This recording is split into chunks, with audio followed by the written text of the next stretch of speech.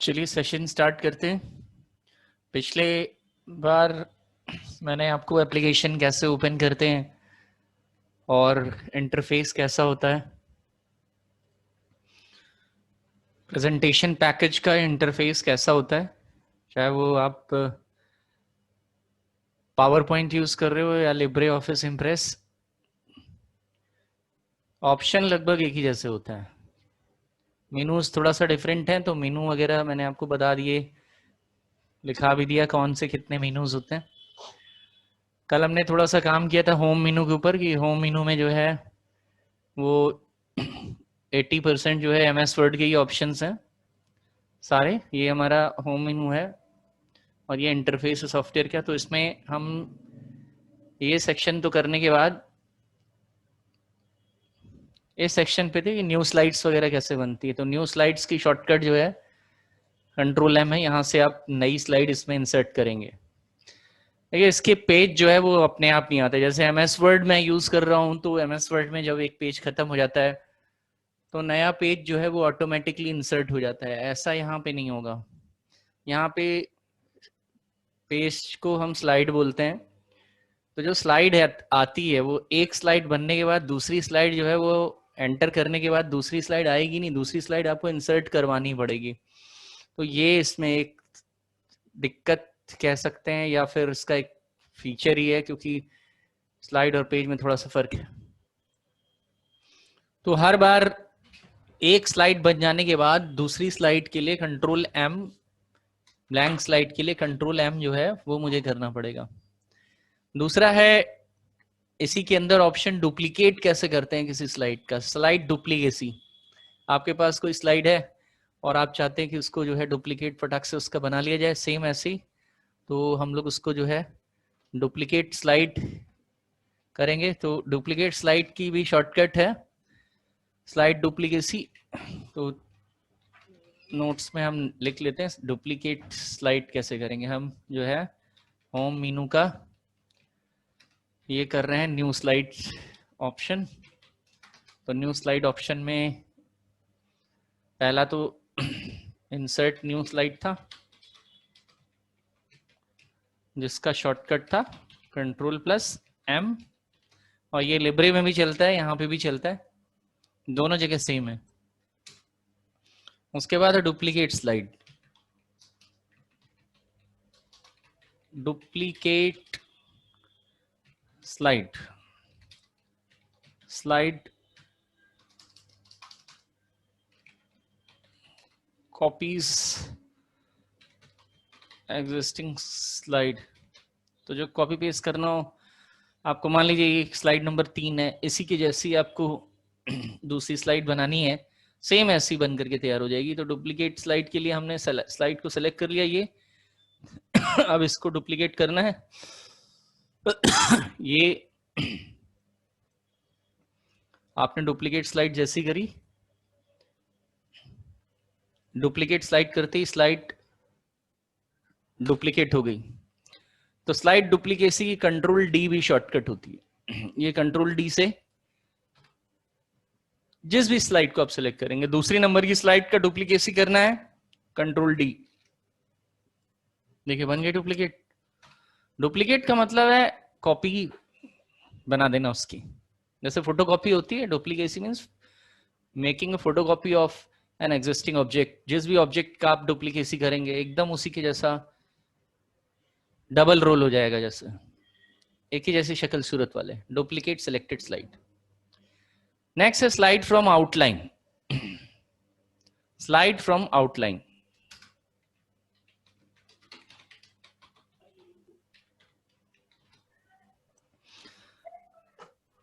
Import कराता है slide को।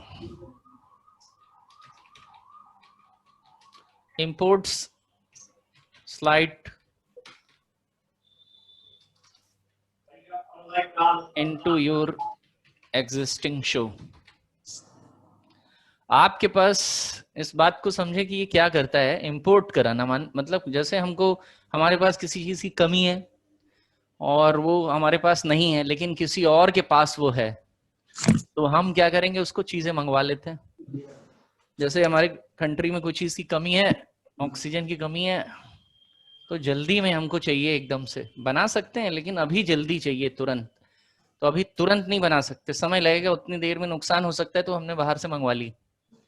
तो वैसे ही कुछ ये भी है कि अभी तुरंत मुझे प्रेजेंटेशन बनानी है, मेरे पास कोई आइडिया नहीं है, लेकिन किसी और ने इसको बना रखा है, तो हमने कहा भाई थोड़ी देर के लिए दे दो मुझको। तो ये 3 स्लाइड तो मैंने बना ली, लेकिन आगे की बनाने के लिए हमने कहा स्लाइड फ्रॉम आउटलाइन, इसके ऊपर क्लिक करिए आप, स्लाइड फ्रॉम आउटलाइन, और इसको बताइए कि क्या किसी और ने भी कोई स्लाइड लाइट बना रखी है, तो किसी और की स्लाइड ढूंढते हैं। यहाँ पे बस ढूंढने का काम थोड़ा सा वो आपको करना होगा कि भाई अगर किसी ने स्लाइड बना रखी है तो चलिए हम ढूंढ लेते हैं, हमारे पास कोई ना कोई स्लाइड तो होगी। इसमें चले जाते हैं और ये मेरे पास M4 IoT में इसमें कुछ स्लाइड्स पड़ी हुई, पावर पॉइंट की स्लाइड या लिब्रे में बनी हुई स्लाइड होना जरूरी है।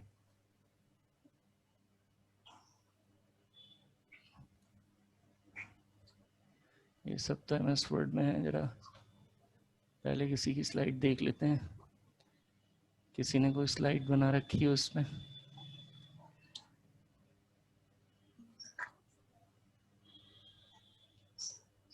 F and share,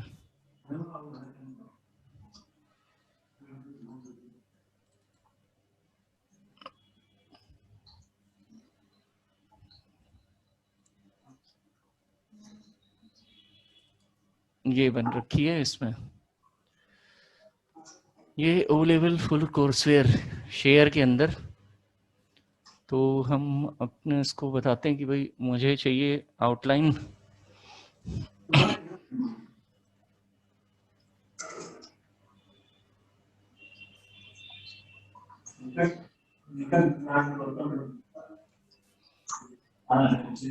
ये किसी ने अपना ऑडियो खोल रखा है क्या? किसी के घर की आवाज यहाँ तक आ रही है?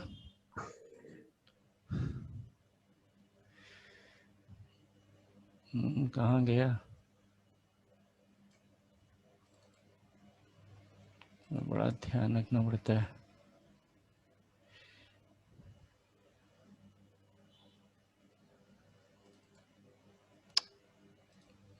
बड़ी दिक्कत की बात है।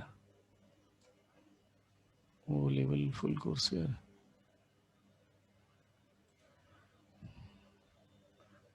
चलो इसी को ले लेते हैं,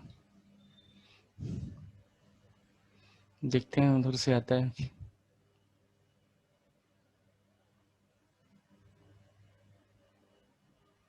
ये देखिए आ गया।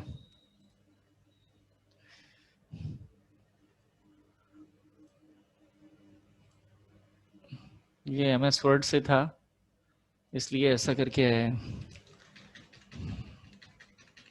मुझे जरा लोकेशन जो है उसकी ट्रेस करनी पड़ेगी कि वो कौन सी लोकेशन पे। मैं जरा लोकेशन इसकी ट्रेस करता हूँ कि जिस PC के अंदर ये ड्राइव में या F ड्राइव में शेयर्स के भीतर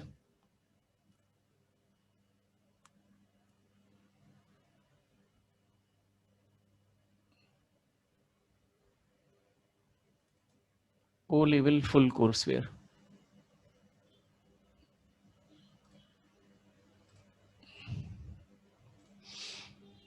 slide from outline, share O level full courseware, कहाँ पे हुई है दिखा दो। LMNO O level full courseware, all files. ये आ गई M1 चैप्टर 6 नेटवर्क कॉन्सेप्ट, यहाँ से चाहिए तो इसको पकड़िए और इंसर्ट कर लीजिए। इसकी जितनी भी स्लाइड्स होंगी वो ये देखिए आ गई। तो 3 तक तो मेरे पास थी, 4 नंबर से मेरी स्लाइड जो है ये पूरी मैंने उसकी स्लाइडें ले ली, देखिए आ गई सारी। It is slide from outline. तो MS वर्ड हो कोई भी डॉक्यूमेंट जो इसके अंदर आ सकता है, लिब्रे ऑफिस का कंटेंट आ सकता है, और जो है MS वर्ड का कंटेंट आ सकता है। जिसका कंटेंट आ सकता है ये आपको खुद ही बता देगा इसका कंटेंट आएगा कि नहीं आएगा। तो MS ऑफिस के जितने भी पैकेज हैं उनके कंटेंट आराम से आ जाएंगे। तो ये मैंने पावर पॉइंट में बनाया था तो फटाक से ये ले लिया। MS वर्ड में बना होता तो उसके कंटेंट आ जाते। ये क्योंकि मैंने स्लाइड इसलिए ली, स्लाइड को प्रेफरेंस इसलिए दी क्योंकि स्लाइड ऑलरेडी बनी हुई रहती है और स्लाइड का एक लेआउट होता है, तो वही लेआउट फटाक से उठ करके यहाँ जाएगा। अब आपको एडजस्ट करने की जरूरत नहीं पड़ेगा। लेकिन अगर MS वर्ड आप लेकर के आओगे तो उसको थोड़ा एडजस्टमेंट करना पड़ेगा। देखिए पूरी स्लाइड की जैसी ही ये आ गया। अब ये वहाँ का कलर वगैरह जो भी कॉम्बिनेशन है कलर का वो वैसे का वैसे ही रहेगा एग्जिस्टिंग जो वहाँ से था। वहाँ पे ये स्लाइड इस तरह की थी। तो अब आपको थोड़ा सा ही मेहनत करनी पड़ेगी इस पे, थोड़ी मेहनत करके आप इसको, पहले तो हमारे पास 3 ही स्लाइड थी, अब मेरे पास जो है उसके अंदर की 40-50 स्लाइड जो हैं ये फटाक से आ गई मेरे पास। तो इस तरह से आपने देखा कि एग्जिस्टिंग स्लाइड जो है वो कैसे ली जाती है, स्लाइड फ्रॉम इंपोर्टिंग करने के लिए स्लाइड फ्रॉम आउटलाइन से। तो अपने एग्जिस्टिंग शो में आप इंपोर्ट कर सकते हैं उस स्लाइड को। दूसरा है इसके बाद का जो ऑप्शन है वो कहता है रीयूज स्लाइड्स। ये भी इसी के जैसा है। रीयूज स्लाइड्स कैसे की जाती है और इन दोनों के बीच में क्या फर्क है? दोनों लगभग एक ही तरह का काम करते हैं। तो अभी फिर से मैं एक काम करता हूं कि ये जितनी भी स्लाइड्स हैं इनको वापस हटा देता हूं। मैंने 3 नंबर स्लाइड के आगे से जितनी भी स्लाइड्स थी सबको जो है हटा दिया। यहीं तक था मेरा, बाकी मैंने बाहर से कंटेंट लिया था। तो वही काम हम नीचे वाले ऑप्शन से करने आ रहे हैं, रीयूज स्लाइड। दोनों में क्या ऑप्शन है, दोनों एक ही तरह का काम करते हैं। ये भी ऊपर वाला काम करने के लिए ही यूज किया जाता है। यानी आप किसी ने पहले से स्लाइड बना रखी है और उसकी स्लाइड को आप रीयूज कर सकते हैं। आउटलाइन से स्लाइड बाहर से आप लेकर के अपनी आउटलाइन में अटैच कर सकते हैं और उसको ले सकते हैं। रीयूज स्लाइड में भी यही काम करेंगे, लेकिन दोनों में के बीच में फर्क है। दोनों के बीच में फर्क ये है कि जब हम स्लाइड फ्रॉम आउटलाइन लेते हैं तो जितनी भी स्लाइड एग्जिस्टिंग फाइलों में बनी है, मान लीजिए किसी ने 100 स्लाइड बना रखी किसी में और आपने उसको जो है स्लाइड फ्रॉम आउटलाइन किया, 100 की 100 आ जाएंगी। लेकिन कोई जरूरी नहीं उन 100 की 100 स्लाइड्स में से सारी स्लाइड मेरे काम की हों। तो हमारे पास चॉइस करने के लिए कोई ऑप्शन नहीं आता कि इनमें से केवल इतनी ही स्लाइड मुझे चाहिए या ये वाली स्लाइड चाहिए। लेकिन रीयूज स्लाइड जो है वो ऐसा करने देगा मुझको। रीयूज स्लाइड के अंदर बहुत सारे फीचर होते हैं। तो देखिए रीयूज स्लाइड करते हैं, रीयूज मतलब किसी की पहले से बनी हुई स्लाइड को हम दोबारा यूज कर लेने आ रहे हैं। रीयूज स्लाइड पे क्लिक करते ही यहाँ पे रीयूज स्लाइड का जो है पैन खुल करके आएगा और ये कह रहा है किससे स्लाइड इंसर्ट करानी है। देखिए अभी ये पता नहीं कौन से चैप्टर पे है, हमको वही वाली स्लाइड जो है, इसको ब्राउज पे क्लिक करते हैं, ब्राउज स्लाइड लाइब्रेरी, हमने कहा नहीं ब्राउज फाइल्स, इसके ऊपर क्लिक करते हैं। मैं अपनी पसंद की स्लाइड ही लेना चाहता हूं तो हमने रीयूज स्लाइड में ब्राउजिंग करा ली कि मैं आपको बताऊंगा कौन सी स्लाइड आपको लेनी है। और शेयर में गए और यहाँ पे हमने ओ लेवल, हमने अपना कंटेंट बना रखा था O level full course fair, इस पर क्लिक करिए आप।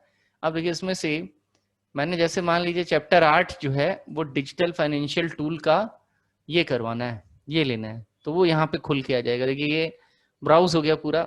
21 स्लाइड कह रहा है, 21 स्लाइड है इसमें और वो स्लाइडें ये हैं। अब इनमें से कौन सी लेनी है स्लाइड, देखिए अब मेरे पास ऑप्शन है। मान लीजिए मेरे को स्लाइड नंबर 2 लेनी है तो ये स्लाइड नंबर 2 यहाँ पे ऐड हो जाएगी। देखिए ये आ गई। अब इसमें से मुझे स्लाइड नंबर केवल स्लाइड नंबर 8 चाहिए तो देखिए स्लाइड नंबर 8 आ गई। और मुझे स्लाइड नंबर 14 चाहिए, देखिए स्लाइड नंबर 14 आ गई। और स्लाइड नंबर 20 चाहिए, ये लीजिए। और स्लाइड नंबर 21 जो लास्ट का, खत्म हो गई। अब आप इसको क्लोज कर दो तो ये हो गया। देखिए तो रीयूज स्लाइड जो है वो ज़्यादा बेटर ऑप्शन है क्योंकि ये आपको एक पूरा ऑप्शन देता है कि भाई कौन सी सिलेक्शन करने के लिए आपके पास ऑप्शन आ जाता है। तो रीयूज स्लाइड का पैन खोलते ही रिव्यू स्लाइड के जो हम पैन खोलते हैं तो ये इंसर्ट स्लाइड फ्रॉम पूछता है, तो अब बता दीजिए ब्राउज करके कहाँ है वो स्लाइड रखी हुई। जैसे ही हम बता देंगे मेरी स्लाइड यहाँ रखी हुई है, वहां से आप जो है सिलेक्शन करके स्लाइड को इंसर्ट करवा लेंगे। तो रीयूज स्लाइड जो है वो ये भी यही इंपोर्टिंग करने का काम करता है।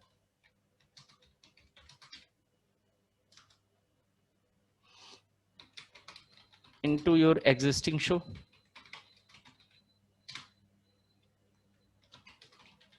user can make choice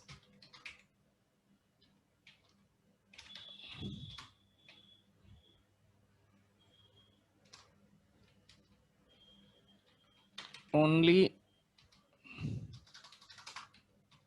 when user selects any slide, it will automatically inserts into existing show. Not all the slides are inserted like slide from outline option. देखिए स्लाइड फ्रॉम आउटलाइन ऑप्शन मेरे को इतना feature नहीं देता है कि मुझे select करने के लिए मौका मिले। स्लाइड फ्रॉम आउटलाइन में मैंने एग्जिस्टिंग आइटम सेलेक्ट किया, फाइल सेलेक्ट करी, वहां से सारी की सारी स्लाइड जो है वो आके लग जाती हैं। आपसे नहीं पूछता कि कौन कौन सी स्लाइड जो है वो इंसर्ट करनी है, सारी की सारी स्लाइड आ जाती हैं। ये एक जो है एक उसके अंदर थोड़ा सा ये है। अब अगर आपको सारी करनी है तब तो आप फ्रॉम आउटलाइन ले लो, लेकिन सबसे बढ़िया है कि रीयूज स्लाइड करो, क्योंकि मुझे उसमें बाद में पता लगेगा चेक करके कि कौन सी स्लाइड काम की नहीं। रीयूज स्लाइड में ये भी यही इंपोर्टिंग करने के लिए है, लेकिन ये पहले जितनी भी स्लाइड उसके अंदर है वो सब दिखा देता है। ये देखिए ये इस वक्त जो है वो रीयूज स्लाइड लगी हुई है, जबकि ऐसा फीचर जो है वो ऊपर वाले ऑप्शन में, स्लाइड फ्रॉम आउटलाइन वाले ऑप्शन में मुझे नहीं मिलेगा। ओके, क्लियर हो गई बात। तो ये न्यू स्लाइड खत्म हो गया हमारा। अब आगे आता है अगला ऑप्शन है लेआउट डिसाइड करना। लेआउट क्या होता है? स्लाइड का लेआउट जो है वो जो बनावट होती है स्लाइड की, जो सेटअप होता है स्लाइड का कि लंबाई कितनी है, चौड़ाई कितनी है, कौन सी स्लाइड है। तो मुझे ये साथ ही आपको भी ये बात, मैं इसको बंद कर लेता हूं। हमें ये बात ध्यान रखनी है कि भाई हमारी जो स्लाइडें होती हैं वो न्यू स्लाइड में देखिए कितने लेआउट होते हैं। ये सब स्लाइड के लेआउट्स हैं।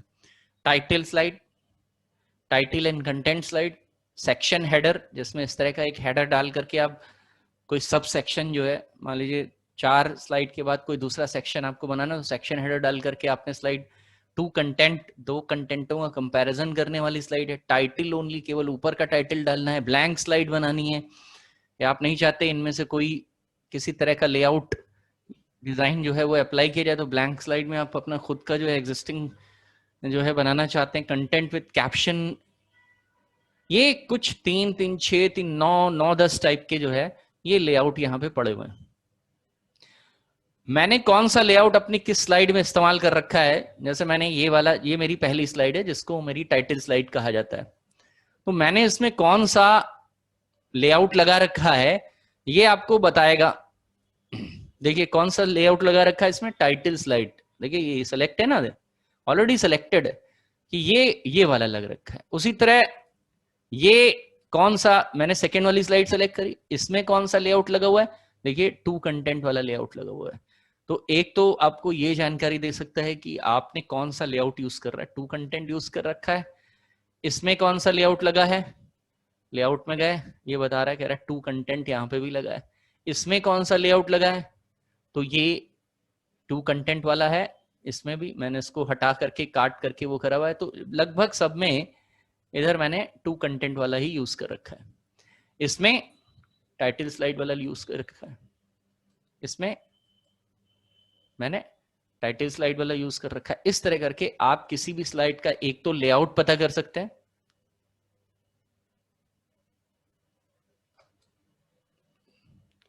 दूसरी चीज कि मान लीजिए दूसरा काम क्या कर सकते हैं इस ऑप्शन से, कि मान लीजिए कि इसमें टाइटल स्लाइड का लेआउट लगा हुआ था, ठीक है, ये न्यू स्लाइड नहीं कर रहा हूं मैं, लेआउट के ऑप्शन के बारे में बात कर रहा हूं। लेआउट आपको बताएगा कि आपने अपनी स्लाइड में कौन सा लेआउट लगा रखा है, सबसे पहले लेआउट ही डिसाइड किया जाता है। तो इसमें टाइटल स्लाइड लेआउट लगा हुआ है। अब अगर मुझे इसके लेआउट में चेंजेस करने हैं, जैसे मान लीजिए टाइटल स्लाइड के इस लेआउट में को मेरे को बदल के सेक्शन हेडर में बदलना है, तो मैं इसको सेक्शन हेडर में बदल दूंगा। ये देखिए सेक्शन हेडर वाला लेआउट मैंने इसके ऊपर लगा दिया। इससे क्या हो गया, ये स्लाइड आपकी किसी दूसरे लेआउट में बदल गई, इस तरह की दिखेगी ये, अगर आप इसके ऊपर जो है ये वाला ऑप्शन लगा देंगे। अब इसके ऊपर कौन सा लगा है, देखिए बताएगा, इसके ऊपर सेक्शन हेडर वाला लेआउट आपने अप्लाई कर दिया। तो किसी पहले से बनी हुई स्लाइड के लेआउट में अगर आपको कुछ चेंजेस करने हैं तब लेआउट ऑप्शन के अंदर आप जाने, यानी एग्जिस्टिंग पहले से बना हुआ हो, जैसे मकान पहले से बना हुआ है, अब उसमें तोड़फोड़ करके आपको आपको पसंद नहीं आ रहा है वो मकान, तो आपने कहा भाई ये कमरे बहुत छोटे, हटाओ इसको, तोड़ो इसको, तो इसको जरा दूसरा तरह का चेंज करो।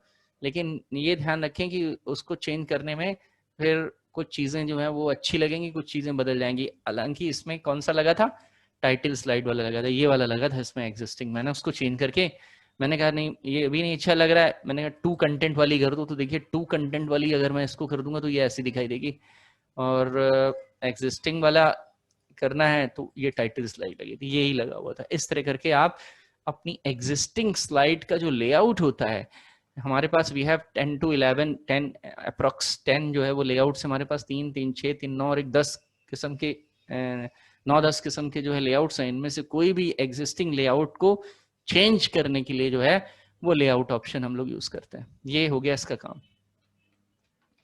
तो स्लाइड्स का जो लेआउट ऑप्शन है,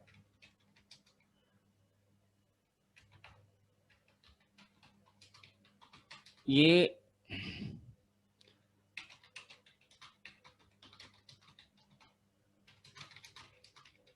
स्लाइड का जो एग्जिस्टिंग लेआउट है उसको बदलने के लिए, उसमें फेरबदल करने के लिए हम लोग यूज करते हैं। फेरबदल करनी हो, न्यू स्लाइड से तो नई स्लाइड आ जाएगी, इसमें हमको उसी स्लाइड के अंदर जो पहले से मौजूद है उसके लेआउट के अंदर चेंजेस करना हो। साथ ही ये कौन सा लेआउट लगा है ये भी बता देती है, आपको मैंने दिखाया। अगला ऑप्शन है रीसेट करना, रीसेटिंग ऑफ स्लाइड। रीसेट माने होता है अगर पुरानी कोई सेटिंग बनी है मान लीजिए किसी ने कोई सेटिंग डाल रखी है पुरानी, सबको हटा के उसको जीरो कर देना। ऐसे नहीं होता कि जीरो पे लौट जाना, हम काउंटिंग करें तो वापस 1 पे चले जाना, वापस रीसेट कर देना। तो जो भी सेटिंग थी वो फैक्ट्री साइड जो शुरू में पड़ी थी सब कुछ हटा देगा, तो रीसेट कर देता है।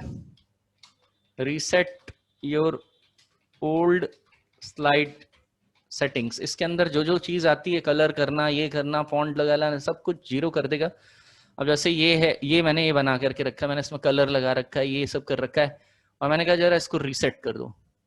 अब इसके अंदर जो भी स्पेशल मैंने लगा रखे थे, इफेक्ट्स लगा रखे थे, कलर लगा रखा था, सब का सब चला गया, और केवल जो है डेटा नहीं डिलीट होगा, उसका सेटिंग जो मैंने डाल रखी थी उसको बेहतर बनाने के लिए कुछ कलर वगैरह और ये सब करी थी, सब जीरो करके जो सिंपल टाइप आपने किया है फॉन्ट साइज वो वैसे का वैसी है, सेटिंग मेरी चलेगी। कंट्रोल जेड करेंगे वापस ले आइए मेरी, इस तरह करके। तो मैंने इसमें पीछे देखिए बैकग्राउंड जो है मैंने शेडिंग दी थी ये ग्रे कलर की, और जो है वो डार्क लाइट ब्राउन कलर का, ये जो है गोल्डन कलर का जो है ये मैंने पीछे बैकग्राउंड दिया था, रेड कलर का मैंने इसमें कलरिंग करी थी, सब कुछ हट गया। ये देखिए ये गया सारा। तो ऐसे करके रीसेट कर देगा, रीसेट जीरो कर देता है, जो टाइपिंग करते वक्त आपका जो सेटिंग था शुरू में वैसा कर देगा। Sections banana, next is creating sections. ये सेक्शंस, सेक्शन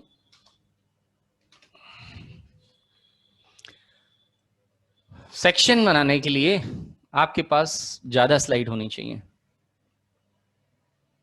ज्यादा स्लाइड का मतलब कम से कम 10 स्लाइड तो हो, और 10 स्लाइड आपको बनानी पड़ेगी, 2 4 10 स्लाइड बनाइए आप। तो यहाँ पे भी हमने जो है सेक्शन बनाने जा रहे हैं। देखिए सेक्शन बनाने से क्या होता है, यहाँ पे लिखा है add section, rename section, remove all section, collapse cell और एक्सपेंड ऑल। ये क्या है, सबसे पहले है ऐड सेक्शन। तो इसको समझते हैं पहले, सेक्शन क्या होता है। जैसे स्कूलों में, जब स्कूल में आप जाते तो वहां लिखा होगा section A, section B, section C, class 8th A, 8th B, 8th C. ऐसा क्यों है? जब कोई बड़ा स्कूल होता है वहां पे हजारों स्टूडेंट एडमिशन लेते हैं। मान लीजिए कोई CMS जैसा बड़ा स्कूल है, बहुत बड़ा स्कूल है, हर कोई जो है चाहता है कि वहां पे एडमिशन ले और बहुत सारे बच्चे उसमें पढ़ते हैं। तो मान लीजिए 8th क्लास है जिसमें जो सिटिंग कैपेसिटी एक क्लास में बैठने की है वो 80 स्टूडेंट्स की है, लेकिन कॉलेज ने भर लिए 400-500 स्टूडेंट भर लिए। तो अब 400-500 स्टूडेंट एक ही क्लास में नहीं आ पाएंगे, ना ही एक टीचर उसको पढ़ा पाएगा। तो क्या किया जाएगा, उसके सेक्शन बांट दिए जाएंगे। 80 स्टूडेंट का एक बैच बना करके उसको नाम दे दिया सेक्शन ए, फिर section B, section C, section D, ऐसे करके 4-5 सेक्शन बना दिए और आपके 400 स्टूडेंट आ गए। तो ऐसे ही आप इन स्लाइड के साथ भी कर सकते हैं, इनका सेक्शनिंग कर सकते हैं। सेक्शन करने से बहुत फायदा होता है, लेकिन सेक्शन करने से फायदा उन्हीं स्लाइड्स में होता है जिन स्लाइड्स में जिन साइड की क्वांटिटी बहुत ज्यादा होती है। 1-2 स्लाइड की सेक्शन बनाने से कोई फायदा नहीं। यानी सेक्शनिंग तभी आप करेंगे जब आपके पास कंटेंट भी बहुत ज्यादा हो, और तब जाकर के ही इसको 2-3 स्लाइड को करने में कोई यूज ही नहीं है। तो देखिए सेक्शन बनाने से क्या फायदा है कि मान लीजिए मेरी ये जो 3 स्लाइड है, बहुत ध्यान से समझिएगा सेक्शन का यूज। मान लीजिए ये शुरू की, कोई बहुत प्रेजेंटेशन, मुझे बहुत प्रोफेशनल प्रेजेंटेशन मुझे तैयार करनी है, तो उसमें क्या है कि पूरी स्लाइडों में कुछ स्लाइड ऐसी हैं जो मार्केटिंग से संबंधित जानकारी है उसमें। 4 मान लीजिए 1, 2, 3 जो स्लाइड्स है मेरी, उसमें मार्केटिंग से रिलेटेड जानकारी है। तो ये मार्केटिंग सेक्शन हमने मान लिया कि भाई मार्केटिंग से रिलेटेड अगर कोई टिप्स और ट्रिक्स हैं तो वो स्लाइड नंबर 1, 2, 3 में है। 4 नंबर से सेल्स से संबंधित कोई टिप्स एंड ट्रिक्स हैं जिसमें सेल्स का जिक्र किया है, तो 4, 5, 6, 7, 8 तक जो है वो सेल्स से रिलेटेड है। ठीक है, तो हम क्या करते हैं, सबसे पहले ऊपर रखेंगे और इसका एक सेक्शन स्टार्ट कर लेंगे। सेक्शन में गए और ऐड सेक्शन पे क्लिक किया। जैसे ही ऐड सेक्शन में क्लिक करेंगे, यहां पे सेक्शन बन गया। अब आप इसका रीनेमिंग करना शुरू कर दीजिए। रीनेमिंग में हमने इसका नाम रख दिया मार्केटिंग और रीनेम कर दीजिए। इसका फट से नाम पड़ जाएगा मार्केटिंग। देखिए मार्केटिंग हो गई। तो अभी सारी स्लाइड इसके अंदर आ गई। अब आप 4 नंबर के ऊपर क्लिक करिए और फिर से एक सेक्शन बनाइए, ऐड सेक्शन। इसके ठीक ऊपर एक सेक्शन पड़ जाएगा और फिर उसका नाम रीनेम करने के लिए डाल दीजिए। ये रीनेम कर लिया, इसका नाम हमने रख दिया सेल्स। देखिए तो ये मार्केटिंग की हो गई। अब आप इसको कोलैप्स कर लीजिए। तो ये हो गई आपकी मार्केटिंग की स्लाइड्स 3 है। कौन कौन सी? ये 3 स्लाइड मार्केटिंग के अंदर दिखाई देंगी। सेल्स की स्लाइड देखनी है तो ये सेल्स की स्लाइड है। अब इससे क्या है कि जैसे मान लीजिए कि हम प्रेजेंटेशन देने जा रहे हैं, तो मुझे इस वक्त जो है केवल सेल्स के पर्सन, इस वक्त जो है सेल्स के लोगों के लिए ही कोई बात बतानी है उनको। तो मैंने सेल्स वाली जो है सेक्शन खोला और सेल्स वाली स्लाइडें ही लोगों को दिखाना शुरू कर दिया कि भाई ये है सेल्स का। और सेल्स के लोगों की ट्रेनिंग खत्म हो गई, फटाक से मैंने इसको बंद किया। मार्केटिंग वाले लोगों को बुलाइए, मार्केटिंग वालों का ये मैंने सेक्शन बना रखा है, उनको इतनी स्लाइड दिखानी है। तो इससे क्या फायदा है कि जो स्पीकर होता है, मतलब जो प्रेजेंटेशन दे रहा है या प्रेजेंटर है या स्पीकर जिसको कहते हैं, जो कि स्लाइड प्रोफेशनल स्लाइड देने के लिए बैठा है, ऑडियंस आ रही है, एक के बाद एक धड़ाधड़ जो है स्लाइड प्रेजेंटेशन हो रही है। आधे घंटे की प्रेजेंटेशन होनी है, कई प्रेजेंटेशन एक के बाद एक देनी है, कई डिपार्टमेंट के लोगों को प्रेजेंटेशन देनी है। तो हमने उसमें अपना डिपार्टमेंट वाइज उनका सेक्शन बांट लिया है कि मार्केटिंग के सेक्शन के लोगों के लिए है और सेल्स वालों को बुलाइए, बैठाइए, हाँ सेल्स वाली स्लाइड खोलिए और दिखाइए। अब मुझे मार्केटिंग वाली स्लाइड से कोई मतलब नहीं है। इस तरह से मैंने सेक्शनिंग कर ली। तो ये सारे सेक्शंस जो हैं, आप सेक्शन जब बंद कर लेते हैं या सेक्शन को, ये जो सेक्शन है ये अभी कोलैप्स हो चुका है। एक्सपेंड करना मतलब फैलाना और कोलैप्स करना मतलब सिकोड़ देना उनको, तो ये सारी इसके अंदर छुप गई। अब हमने कहा यहाँ पे खोला, हमने कहा एक्सपेंड ऑल, तो सारी खुल जाएंगी। हमने कहा कोलैप्स ऑल, तो ये कोलैप्स हो जाएंगी सारी। देखिए कोलैप्स और एक्सपेंड समझ गए। सेक्शन बनने के बाद ही कोलैप्स और एक्सपेंड चलाया जा सकता है, अदरवाइज नहीं चला पाएंगे आप इसको जब तक सेक्शन नहीं बनेगा। अब क्या है कि मैंने ये वाला सेक्शन जो है ये सेक्शन खोला। अब मैंने कहा जरा इसका नाम बदलना है। अगर आपका इरादा सेल्स का नाम बदलने का है तो बदल लीजिए। ये हो गया रिनेम करना सेक्शन को। रिमूव सेक्शन, सेक्शन का नाम रिमूव कर देगा। और रिमूव ऑल सेक्शंस का मतलब होता है सारे सेक्शंस को एक ही बार में रिमूव करना। ये देखिए सारे सेक्शन एक साथ रिमूव हो गए और आपका सेक्शन खत्म। तो सेक्शन समझ गए होंगे आप। ऐड सेक्शन क्या करता है, नया सेक्शन बनाने के लिए यूज करते हैं। जिस जगह से आपको नया सेक्शन बनाना है वो वाली स्लाइड सेलेक्ट करिए और सेक्शन बनाना शुरू कर दीजिए। ऐड सेक्शन क्लिक करते ही अनटाइटल्ड सेक्शन आएगा और उसके बाद आप उसका नाम देना शुरू करिए। रिनेम करेंगे जैसे ही हर एक सेक्शन का नाम आपने पड़ जाएगा। आपने कहा ये है सेल्स, तो इसका नाम सेल्स पड़ गया। आपने कहा नहीं भाई ऐसा है कि रिमूव कर दीजिए सेक्शन को, तो सेक्शन रिमूव हो जाएगा ऐसे करके। तो ये हो गया सेक्शन की कहानी। सेक्शन क्या करता है, सेक्शन जो है वो क्लासेस में डिवाइड कर देता है आपके स्लाइड शो को, और हर एक डिवीजन को या हर एक ग्रुप को जो है वो आप अलग अलग नाम दे सकते हैं। तो ग्रुपिंग करने के लिए ये इसको हम लोग यूज करते हैं।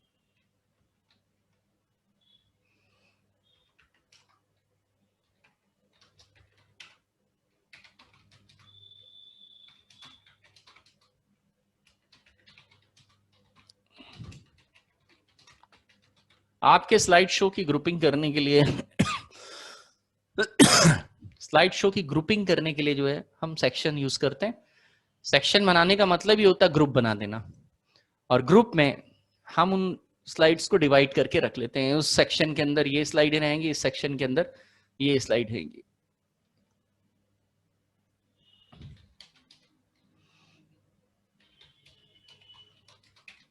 कैन बी रीनेम्ड, हर एक सेक्शन को रीनेम किया जा सकता है, डिलीट किया जा सकता है, एक्सपेंड किया जा सकता है।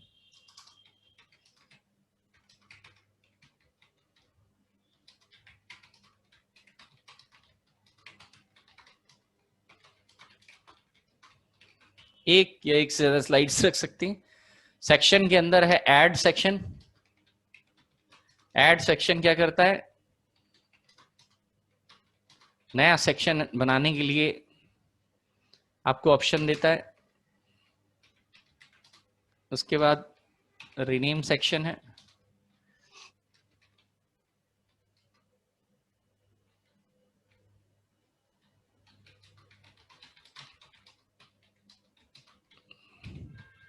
या तो नाम दे सकते हैं या उसके बदले हुए नाम को आपको चेंज करना हो, आपको नाम पसंद नहीं आ रहा है सेक्शन का, तो आप सेक्शन का नया नाम दे सकते हैं, रीनेमिंग कर सकते हैं उस सेक्शन की। रिमूव सेक्शन, सेक्शन रिमूव करने के लिए यूज करते हैं।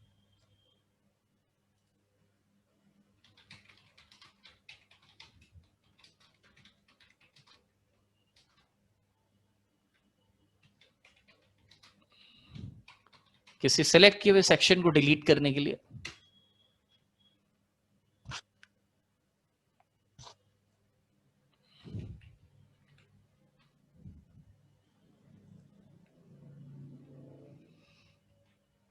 एक्सपेंड और कोलैप्स।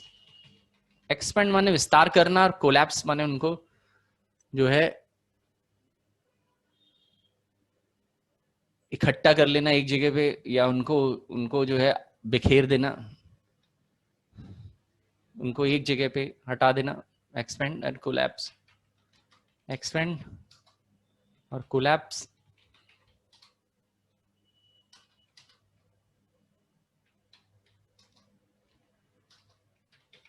जिस ग्रुप के अंदर वो हैं उनको एक्सपेंड करना, उनका विस्तार करना और उनको समेट लेना एक ही में।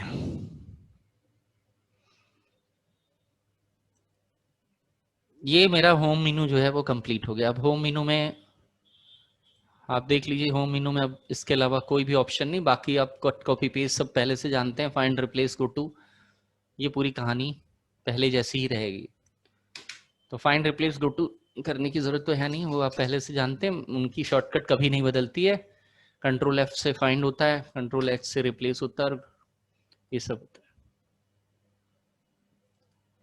आगे आइए, नेक्स्ट है हमारे पास इंसर्ट। तो चलिए इंसर्ट करते हैं। यहाँ पे भी कुछ खास नहीं है, खास इसलिए नहीं है क्योंकि हम एमएस वर्ड जब कर चुके हैं तो कुछ भी नहीं बचता है, एक आध चीज इसमें बच जाती है अच्छी सी।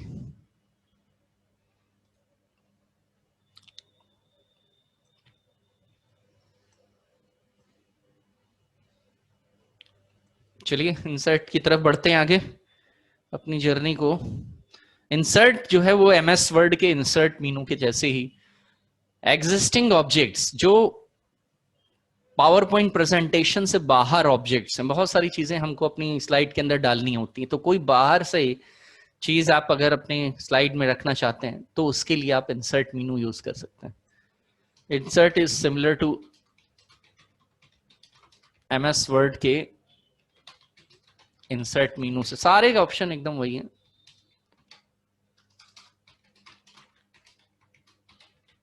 It is used to insert picture, objects, कोई अन्य वस्तुएं, शेप्स वगैरह हो गए, वो सब ऑब्जेक्ट्स के अंदर आ जाएंगे। Audio clips, video clips. अब इसमें यहाँ पे एक फायदा ये है एमएस वर्ड के कंपैरिजन में, ऑडियो और वीडियो क्लिप्स को भी जो है वो आप इंसर्ट करवा सकते हैं, ये एक मेजर एडवांटेज है। ये चीज जो है वो एमएस वर्ड में हमें करने में परेशानी होती, ऑप्शन नहीं है, नहीं हमारे पास। लेकिन यहाँ पे हम गाने वगैरह भी अपनी स्लाइड में इंसर्ट करवा सकते हैं, ये बड़ा एडवांटेज होगा। इसके अलावा टेबल जो हो गई हमारा ट्रेडिशनल टेबल, इन तरह की चीजों को आप अपनी स्लाइड में रख सकते हैं। ये है इंसर्ट मेनू। तो ये है इंसर्ट मेनू। देखिए, नई स्लाइड इंसर्ट कराना हो, टेबल इंसर्ट कराना हो, पिक्चर, ऑनलाइन पिक्चर, स्क्रीनशॉट लेना हो, फोटो एल्बम बनाना हो, हाइपरलिंक, कमेंट करना, टेक्स्ट बॉक्स, हेडर फुटर डालना। हालांकि इसमें हेडर यहाँ से पड़ता नहीं है, हेडर कहीं और से पड़ता है इसमें एमएस वर्ड, इसमें पावर पॉइंट में। पावर पॉइंट में फुटर ही फुटर होता है, हेडर फुटर में वर्ड आर्ट वगैरह, इक्वेशन एडिटर, वीडियो और ऑडियो। तो चलिए करते हैं एक एक करके, हम इसको लेते हैं और एक एक करके चीज देखते हैं कि कौन सी चीज किस तरह से काम करती। सबसे पहले यहाँ पे हम न्यू स्लाइड पे देखिए, ये वाला सेक्शन तो आपका किया हुआ है, इसको तो बताने की जरूरत नहीं है ना, ये हम पहले कर चुके हैं, ये होम मेनू में ही तो है, यही तो है ये यहाँ पे भी है, एक ही कमांड दो दो जगह पे डाल रखा है। तो इसको छोड़ के आगे बढ़ते हैं। इंसर्ट में टेबल्स, सबसे पहले इंसर्ट टेबल का हम प्रैक्टिकल करने जा रहे हैं। तो इंसर्ट टेबल को देखिए सबसे पहले कि टेबल कैसे इंसर्ट करी जाती है।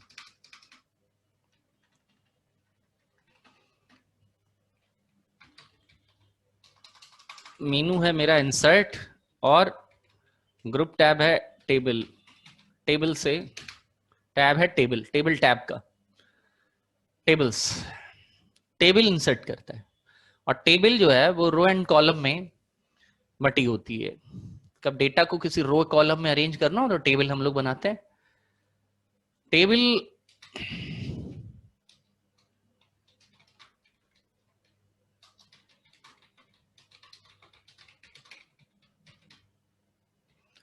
जब किसी डेटा को रो एंड कॉलम में आपको बनाना है तो आप उसको टेबल से बना लीजिए। तो हम बना लेते हैं टेबल।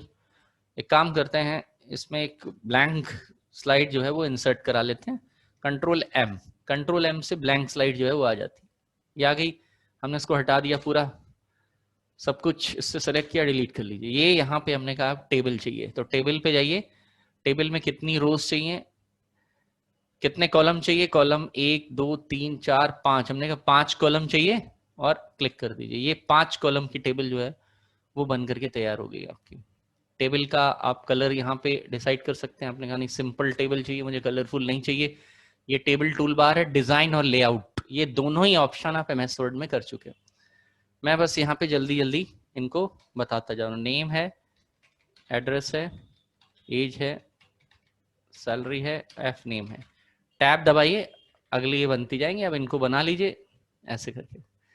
बहुत ज़्यादा बड़ा डेटा जो है पावर पॉइंट में नहीं लिखा जाता है, छोटा छोटा डेटा जो है जो ब्रीफ करके लिखा जाता है वही लिखा जाता है। तो यहाँ से आप इसको अलग अलग स्टाइल में बांट लीजिए। ये है, शेडिंग वगैरह कर सकते हैं। हेडर रो, फुटर रो, बैंडेड रोज नहीं चाहिए, बैंड्स, और जो है बैंडेड कॉलम्स चाहिए, या फर्स्ट कॉलम में जो है वो हेडर रो नहीं चाहिए, हेडर रो की फॉर्मेटिंग हटा देगा। ये इस तरह के ये हैं ऑप्शंस। शेडिंग में कलर, इरेजर मिला हुआ है हमको, इरेजर पे क्लिक किया तो आप जो है इसका इरेज कर सकते हैं। ड्रॉ टेबल, नई लाइनें ड्रॉ कर सकते हैं इसमें। ये हमारा पहले कहानी, जिसने MS वर्ड किया है उसको बहुत अच्छी तरह से हम लोग MS वर्ड करते हुए यहाँ तक पहुंचे हैं। तो we are well known to these features.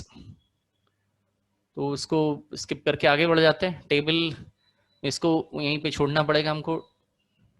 Table के लिए लेआउट ऑप्शन है और यहाँ से आप टेबल को डिलीट कर सकते हैं। यहाँ पे ऑप्शन है डिलीट टेबल। ये भी ऑप्शन आपको MS वर्ड में मैं बता चुका हूँ कि जो है इंसर्ट कैसे करते हैं, लेफ्ट कैसे करते हैं, इंसर्ट राइट कैसे करा जाता है।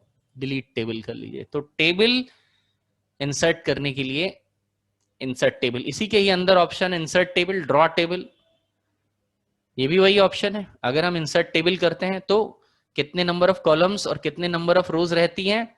5 कॉलम और 2 रोज रहती हैं। 5 कॉलम और 2 रोज यहाँ पे मिलती हैं हमको।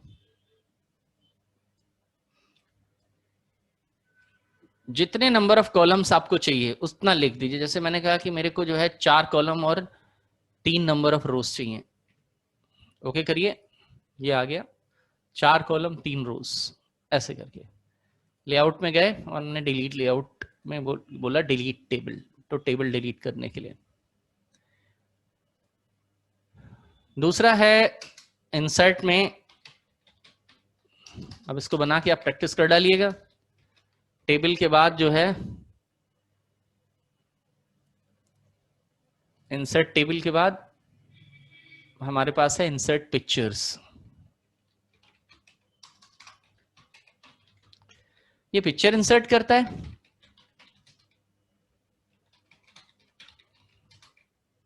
फोटोग्राफ्स, स्कैन्ड इमेजेस या डाउनलोडेड इमेज,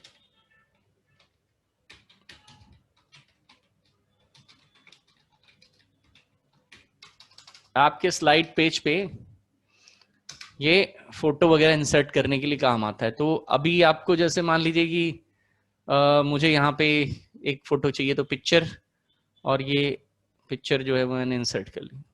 बाकी MS वर्ड की तरह इसमें भी वही फॉर्मेट टूल बार आती है जिसमें रिमूव बैकग्राउंड सब कुछ रहता है। यहाँ से आप फोटो को बड़ा छोटा कर सकते हैं और सारे ट्रीटमेंट जो है जैसे MS वर्ड में आप करते थे वो यहाँ पे पिक्चर को दे सकते हैं अपने।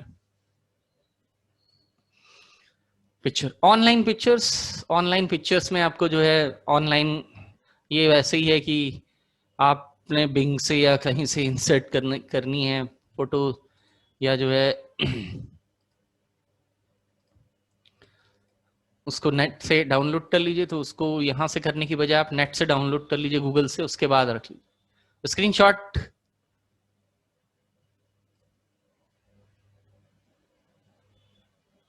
स्क्रीनशॉट्स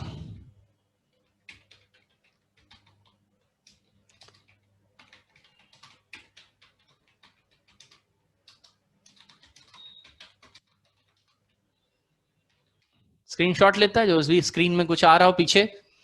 अब इसके पीछे ये वाली स्क्रीन है, तो आपने अगर स्क्रीनशॉट लेना है तो आपने कहा स्क्रीन क्लिपिंग।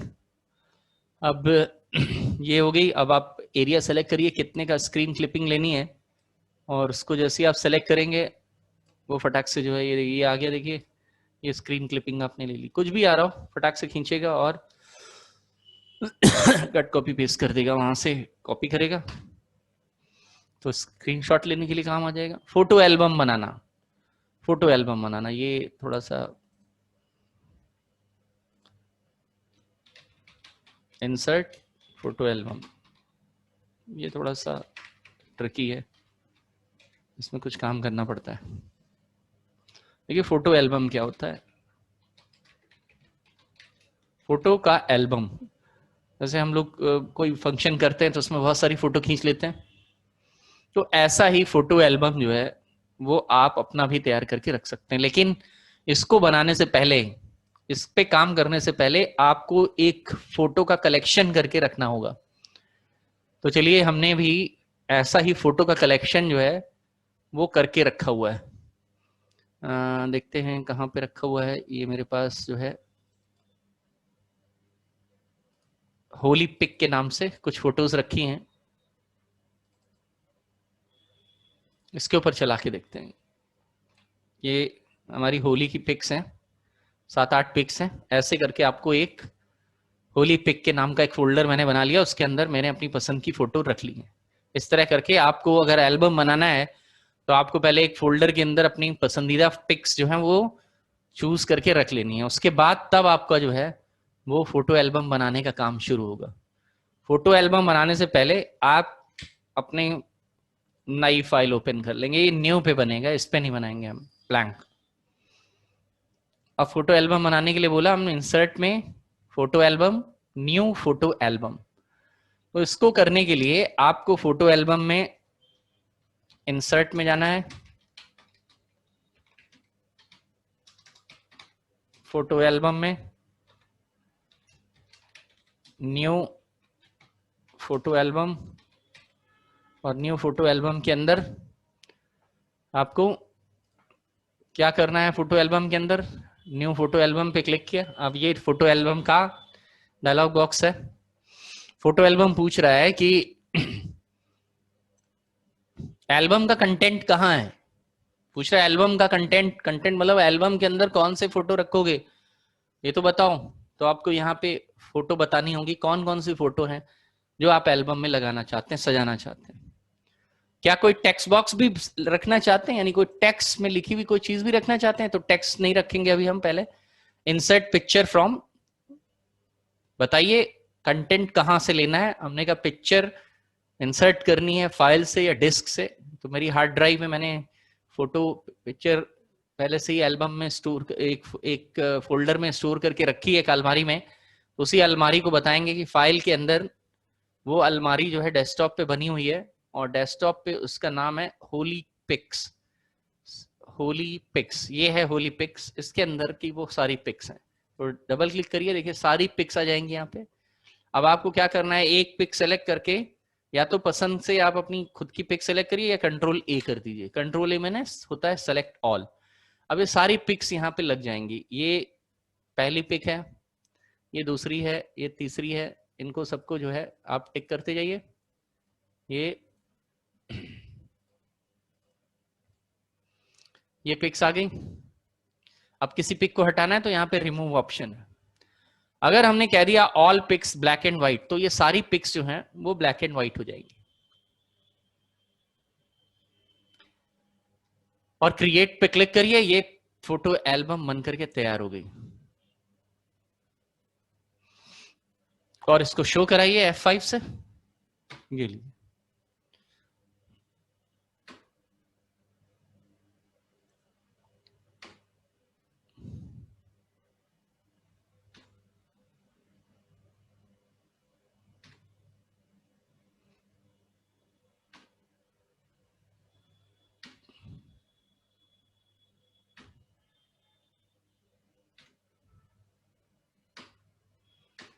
बन गई हमारी 9 फोटोज का एल्बम। देखिए और क्या किया जा सकता है इसमें, फोटो एल्बम में गए, देखिए अब आपका फोटो एल्बम बन चुका है, तो हम उसको एडिट भी कर सकते हैं। अगर आपको एडिटिंग करनी है, एडिट माने होता है हमेशा उस सुधार करना, उस कुछ उसमें हटाना है, कुछ उसमें जोड़ना है, तो edit photo album. Edit photo album पे क्लिक करते ही एडिट फोटो एल्बम ऑप्शन जो खुल के आता है, उसमें सेम वही ऑप्शन आता है जो कि नई फोटो एल्बम चूज करते वक्त आता है। इसमें से कौन सी फोटो हटानी है, इसमें आपके पास सिलेक्शन है, जैसे आपने ये फोटो ली, अब ये फोटो आपको पहले नंबर पे चाहिए, तो इसको उठा करके मैंने पिक्चर 4 पहले नंबर पे लगा दी। ये अप एंड डाउन इनकी पोजीशन को चेंज करने के लिए, अगर आपको किसी फोटो को पहले लगाना है उसको बाद में लगाना है, तो यहाँ पिक्चर को सेलेक्ट करके देखिए, अब ये ऊपर ये फोटो सेलेक्ट करिए,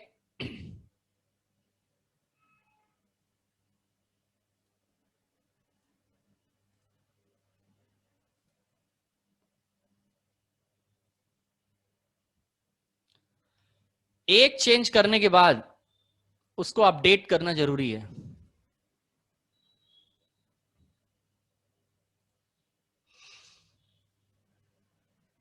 देखिए ये आपने इसको नीचे किया तो अपडेट कर दीजिए।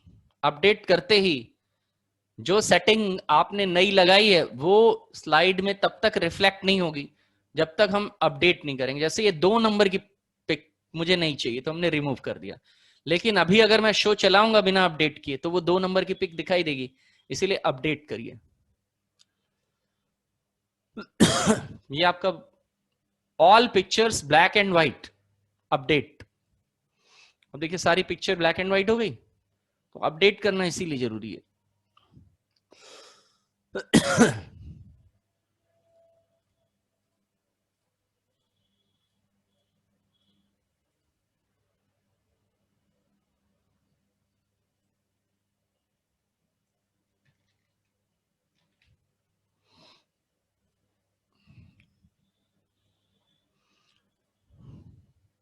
तो न्यू फोटो एल्बम में इंसर्ट पिक फ्रॉम डिस्क और इंसर्ट फोटोग्राफ्स, फोटोग्राफ इंसर्ट करिए। अपडेट इसलिए है कि आप उसको अपडेट कर सकें। बहुत आसान प्रैक्टिकल, इसका कोई बहुत ज्यादा कठिन नहीं है। शेप कैसे इंसर्ट की जाती है, शेप लीजिए और शेप को इंसर्ट कर लीजिए। शेप में लिख भी सकते हैं, राइट बटन क्लिक करके एडिट टेक्स्ट करेंगे, इसके अंदर लिखने का काम भी कर सकते हैं आप। और कंट्रोल बटन दबा के ड्रैग करेंगे, ड्रैग एंड ड्रॉप, तो इसकी डुप्लीकेट कॉपी होने लगती है। ये हो गया शेप्स को इंसर्ट करना। स्मार्ट आर्ट इंसर्ट करना, स्मार्ट आर्ट एमएस वर्ड में मैं बता चुका हूं, अगर किसी ने नहीं किया तो वो एमएस वर्ड में कर ले इसको। इस तरह की स्मार्ट आर्ट जो है उसको लिख करके आप कर सकते हैं। स्मार्ट आर्ट चार्ट वगैरह, चार्ट भी बना सकते हैं। चार्ट जैसे एक्सेल में किया था वैसे ही चार्ट है ये, या एमएस वर्ड में जो चार्ट बनता है। हाइपरलिंक इंसर्शन कराना कैसे होता है, चलिए हाइपरलिंक पे आते हैं। हाइपरलिंक बहुत आसान है। हाइपरलिंक की शॉर्टकट हमेशा जो है कंट्रोल के होती है, तो वो कंट्रोल के यहां पे भी है। हाइपरलिंक, हाइपरलिंक की शॉर्टकट होती है CTRL+K।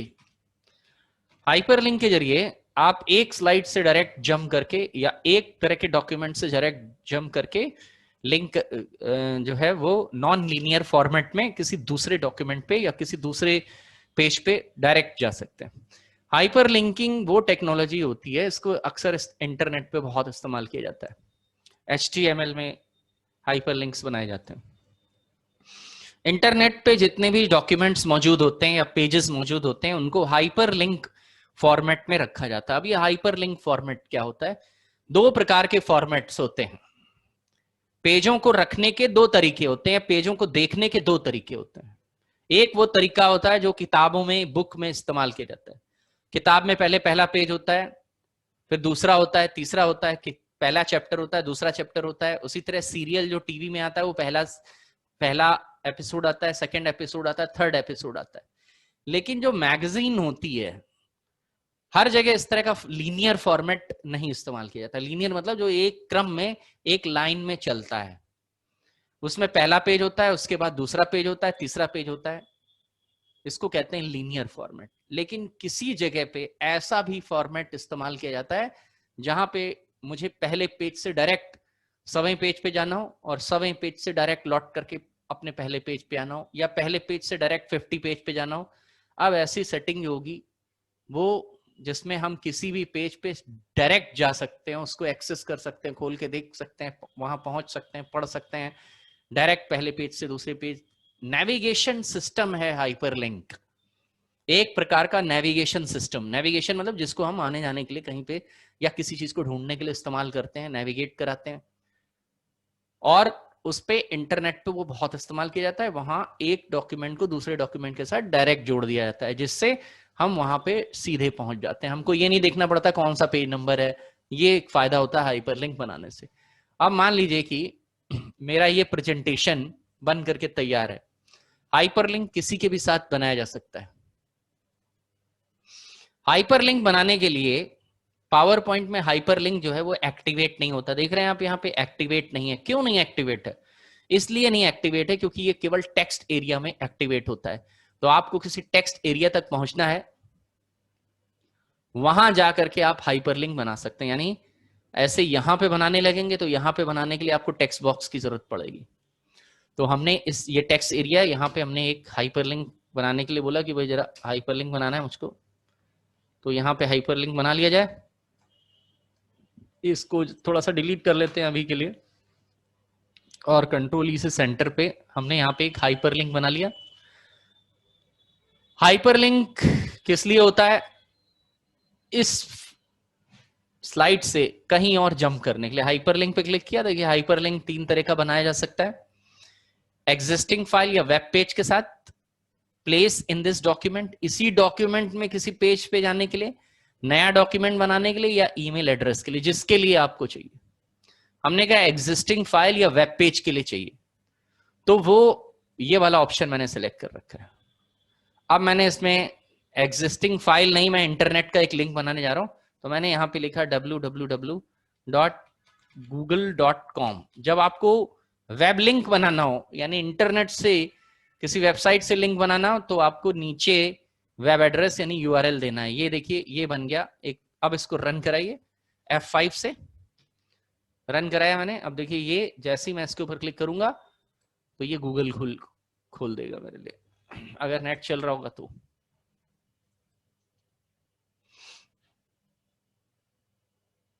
ये गूगल आ गया,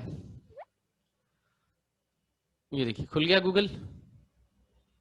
जब आप बंद करेंगे तो कहां पहुंचेंगे? अपनी स्लाइड में। इससे ये फायदा है कि यहीं से मैं फटाक से पहुंच गया कि अच्छा यहां से कहां जाना है, गूगल पे जाना है, फटाक से क्लिक किया, गूगल पे पहुंच गया। ये आपका हाइपरलिंक बन के तैयार हो गया। ये वेब लिंक है। और भी किसी तरह का लिंक बना सकते हैं क्या? तो चलिए एक और लिंक बना के देखते हैं। डॉक्यूमेंट के साथ लिंक बनाना हो, हाइपरलिंक पे गए, एग्जिस्टिंग फाइल, तो देखिए ये फाइल है एग्जिस्टिंग, इनमें से किसके साथ? हमने कहा जरा जो है वो डेस्कटॉप पे, कहाँ गया डेस्कटॉप? ऊपर आइए डेस्कटॉप एरिया में। यहाँ पे इतने सारी फाइल्स और फोल्डर्स पड़े हुए हैं, इनमें से किसी डॉक्यूमेंट के साथ, ये ab नाम की फाइल है, इसके साथ ab.txt फाइल है, इसके साथ लिंक बना दीजिए। तो ये देखिए बन के तैयार हो गया। और इसके ऊपर क्लिक करिए, ये देखिए ये खुल गया। इसके अंदर कुछ लिखा नहीं हुआ है, MS ये नोटपैड की फाइल है, ये खुल गई। वापस आ गए आप। इस तरह से आप हाइपरलिंक अपने क्रिएट कर सकते हैं। साथ ही उसी स्लाइड में रह सकते हैं, आप चाहे तो हाइपरलिंक करिए। और आपने कहा प्लेस इन दिस डॉक्यूमेंट, इसी डॉक्यूमेंट में रहना है मुझको। तो जब मैं ऐसा करूंगा तो मेरे यही वाला डॉक्यूमेंट खुल करके आएगा। देखिए सारी पेरेंट टीचर मीटिंग में अगला स्लाइड है अवर मिशन, स्लाइड अवर एम्पैनलमेंट। हमने कहा कि मेरे को स्लाइड नंबर 7 पे जाना है, जो कि ये वाली स्लाइड है। ओके कर दीजिए। यहाँ पे देखिए स्लाइड 7 का लिंक बन गया। अब आप इसको रन कराइए, स्लाइड 7 पे क्लिक करिए, सीधे स्लाइड 7 खुल जाएगी। ऐसे करके आप ये लिंक बना सकते हैं। ठीक है, जब आप कहेंगे प्लेस इन दिस डॉक्यूमेंट, तो आपके इसी डॉक्यूमेंट की सारी स्लाइडें आपको दिखाई देंगी। फर्स्ट स्लाइड पे जाना है, लास्ट स्लाइड पे जाना है, नेक्स्ट स्लाइड पे जाना है, प्रीवियस स्लाइड पे जाना है, ये वाला भी लिंक आप बना सकते हैं। जैसे आपने कहा लास्ट स्लाइड के लिए लिंक बनाना है।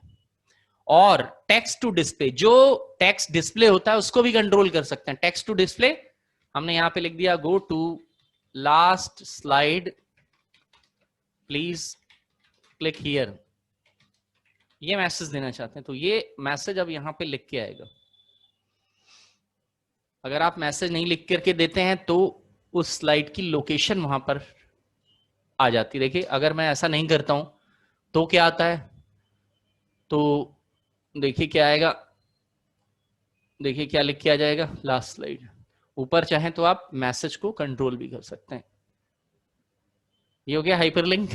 तो अब आप समझ गए होंगे हाइपरलिंक आपको कैसे कंट्रोल करना है। एग्जिस्टिंग फाइल और प्लेस इन दिस डॉक्यूमेंट, दोनों तरीके से आप अपने हाइपरलिंक को कंट्रोल कर सकते हैं। टेक्स्ट टू डिस्प्ले, जिसमें आप अपनी पसंद का टेक्स्ट जो वो अपनी तरफ से दे रहा है उसको छोड़ के आप अपनी पसंद का टेक्स्ट जो है वो डिस्प्ले करवा सकते हैं। Okay, that's all. आज का हमारा कार्यक्रम यहीं पे समाप्त होता है।